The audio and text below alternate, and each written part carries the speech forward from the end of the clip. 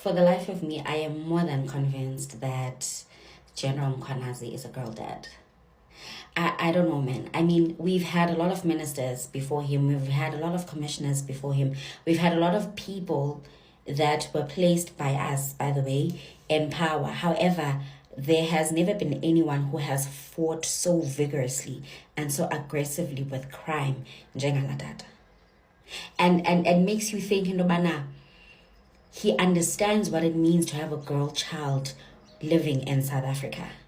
And if it means combining inimba yakhe nale ndawo abekwe kuyo to serve people and protect people, and it's the last thing he does of reducing crime in this country, then uzayenza loo nto.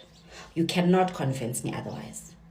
You cannot convince me ndobana he is just an ordinary person ovakalelwayo ukuthi kanti he's not a girl dad. And the thing is, he's not applauded for his job. When you look at interviews anazo, he has interviews ekuseni, he has interviews late. He has interviews in the wee hours with journalists because he is constantly at work.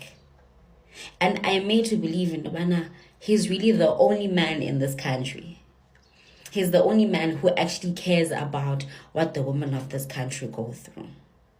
And it's sad that with a population yethu engaka, the country can only make reference to one soul who cares about the injustices that women and the children of this country go through.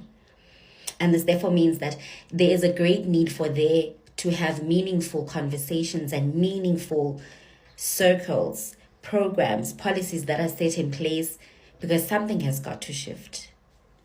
Regarding Ishuka Olerado and all these other cases, there is absolutely no reason why these women's lives were taken. There is absolutely no reason.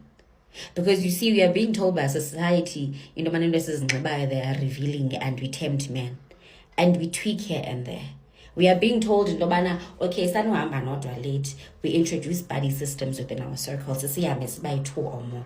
But still, even in the midst of that, people conjure up ways in ensuring that our lives are brutalized and are taken. So the problem here is not women. Of course, we have women in society who are pygmies. We have women in society who are rape apologists. However, the problem here is not women. The problem here was not Uhinan. The problem here was not Uriva. The problem here was not Ucwecwe. The problem here was not Lamakulu. Neither was the problem Latata. The problem we have in society, ngabantu abangenandlela yokuziphatha cha. I refuse to entertain. I refuse to entertain a notion yobana abantu abangosese bayengxaki.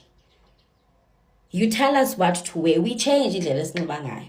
You tell us how to conduct ourselves, singabantu abahamba begobe inhloko ezantsi.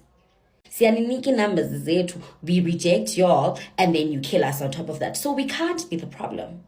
The problem in society ngabantu who are entitled.